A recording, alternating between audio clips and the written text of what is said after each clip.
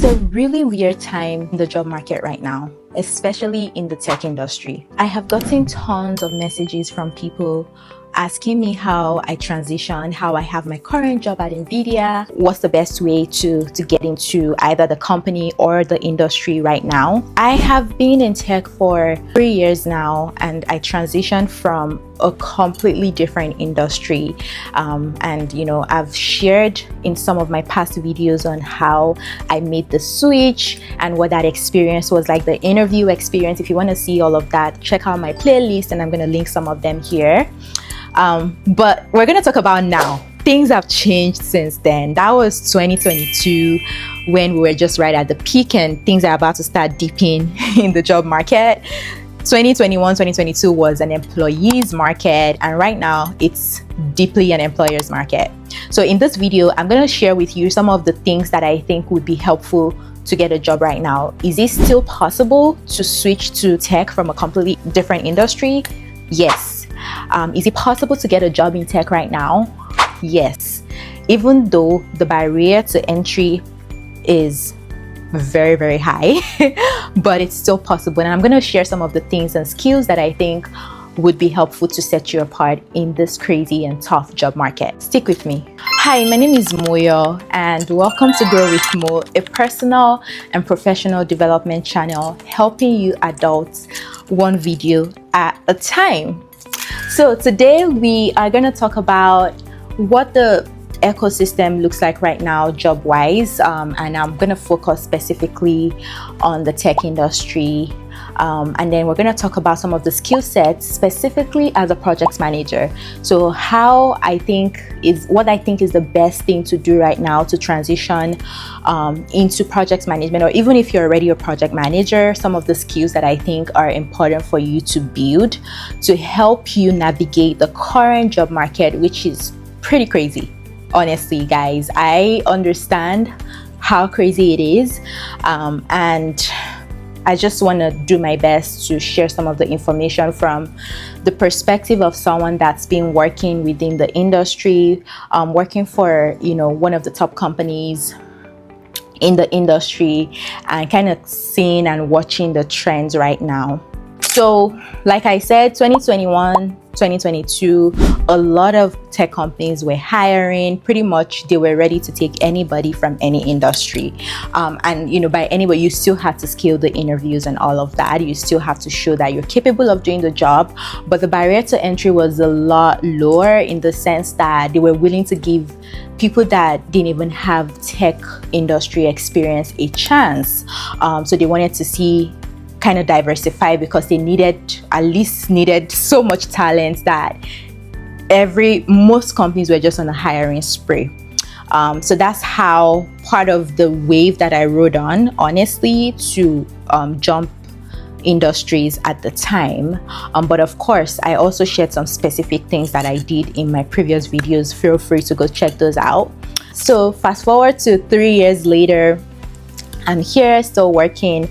I got promoted recently at NVIDIA, and I have gotten some good experience. I'm not going to talk too much about my journey so far as being a TPM, because I think that would be a different video. But what I want to talk about is, what skill set do you need? How do you just set yourself apart? AI is the buzzword.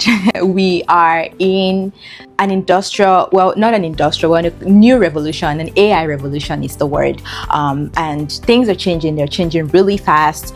A lot of companies that hired a lot in 2021, 2022 are starting to do a bunch of layoffs. The market right now is saturated. There's lots of amazing talent, experienced folks that have worked in some of the biggest tech companies in the world, to be honest. So the competition is a lot tighter right now. And I'm not going to go into why some of these layoffs are happening. It's unfortunate, it's sad, and I don't think some of them are the way they've gone about it. I don't think they've been very fair.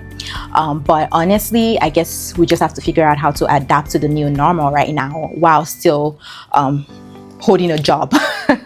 So yeah, it's been crazy.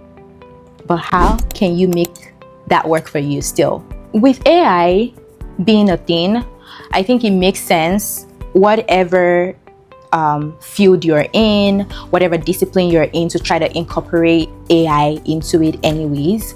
I think that we are all going to be using AI, or if you aren't already using AI, you're going to be using it on some level in your job, no matter what. Like, you're going to have to use some of these tools. Like, a lot of us are already using ChatGPT. You're incorporating Copilot into a lot of your tools and processes, and that's something that, as a project manager right now, honestly, I'm super thankful for Copilot. Like, it helps me tremendously.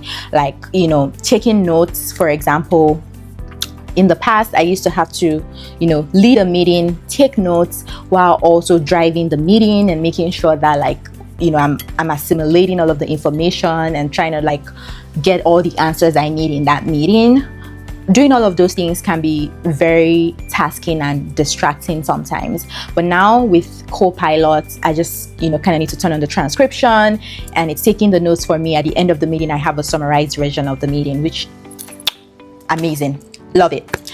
So as a TPM, a technical project manager, we're already seeing how we can incorporate AI into some of our processes, our workflows. How to be more efficient is basically the key. So what I would say is, if there's any way that you can incorporate AI technologies into your work, learn some of these little things and build technical depth. I feel like just because it's not just enough to be a project manager anymore, you need to have some technical expertise. And I guess the most obvious one would be something in AI. AI is very broad, so you can pick, agentic, generative, whatever, pick whatever workload you want to focus on, but try to build that competency. And I'm not saying go too deep to the point where you're a software developer or a systems engineer or whatever, or a solutions engineer, but more of understand the high level basics and the inner workings. So when you're thinking about, you're talking about ChatGPT, for example, there's a prompt, there's an input. What happens behind that? Like, how do the models work? What models are being used to train this data that's the LLM, the foundational data, or the models that are being used? How do all of those things come together on the back end to return back an output? Like, talking about token generations and just all of those things that help in decision making when you're leading a project. So you need to understand enough, and I think this is one of the biggest things you can build as a project manager is, what information do you need to do your job? I think that's something that a lot of people struggle with. Like, what information, how can I get, because there's so much out there. There's so many. Like, if you want to focus on even just a small piece of AI, it can get so overwhelming and daunting. So you need to identify how to quickly pick the right information that you need to help you do your job. So what do you see? What trends are you seeing in the company that you're targeting, that you want to go into, or even your current company right now? Because that's a good place to start if you already have a job.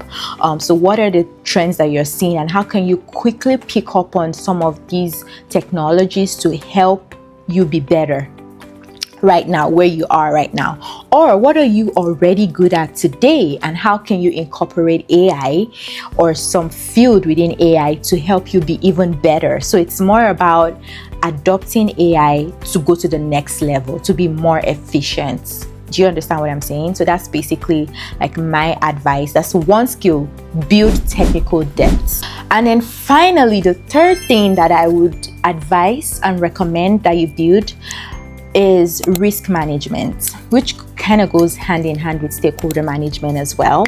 So risk comes in different forms in a project. You can have a risk that's dependent on the technical capability. So a technical risk, it could be a business risk. It could be more of a timeline. Well, mostly this risk will also connect back to the project's triangle. So you have the time, the scope, and the resources. So a lot of these things you have in PMP, they teach us that triangle, and a lot of times you have maybe two of it as constraints. So the more complex projects that you deal with, the higher the risk and complexity, the higher the constraints that you have to balance. So a lot of times you have like very little resources and maybe a fixed amount of time, and you need to like deliver the scope that you're being given.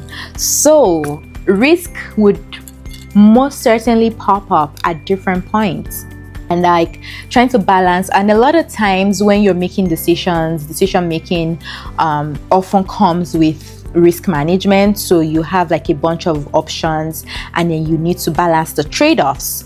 So I think that's where the actual skill comes in, like how you need to understand the problem enough and then understand the different trade-offs. What do they mean? Not just for you, but for the whole company. So now as a project manager, you're speaking for the whole company, which is kind of difficult because a lot of times you're working with stakeholders that are focused on their own piece of the pie. So they are like laser focused on their own function or whatever, but you are thinking about the big picture. So now you're trying to balance the different motivations that all these people have, and you're trying to bring it together to kind of have a win-win situation, which is not always possible. So risk management is a skill that you would need to build to be able to handle all of these different layers of complexity. So you need to communicate effectively. How do you help people that are not directly connected to the project understand the risk? They might not be connected to the projects, but they have stakes in the project. So they have their stakeholders. They could be external stakeholders. They could be like, next layer stakeholders, not direct stakeholders to the project, but they still need to be aware. Maybe a senior director, a VP, a project sponsor, all of those people have stakes in the project but would not be involved in the day-to-day of the project. So try to understand how you communicate the risk, and communicating them early is important. Communicate the risk early and look for allies, people that can help you with understanding the impact of that risk and how it impacts the project, the business, and the company as a whole, and how do you manage all of the different intricacies that's connected to that. So yeah, as a project manager, if you're considering going into project management, or you are already in project management, or you're currently in the market, make sure that technical depth, whatever, pick an area of choice, risk management, and finally stakeholder management. Those three skill sets, build them and develop stories that show that you understand them, that you've practiced them in so many different ways, and like show the different layers of complexity within your projects to show that you have breadth. So ultimately, a lot of companies right now are looking for breadth rather than like depth in an area. So like basically breadth across several areas, because they have a lot of options. So they want people that can do like 2-3 people's jobs at the same time, pretty much. So yeah, I hope this has been helpful. If you want me to share more about specific examples, even from my own personal experience about these different skills, or potential interview responses and questions that you can talk to, please put the comments down.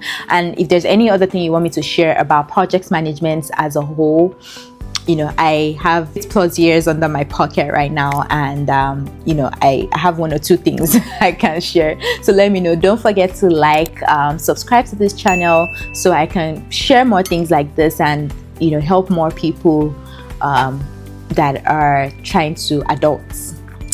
All right, thanks for coming. Talk to you later. Bye.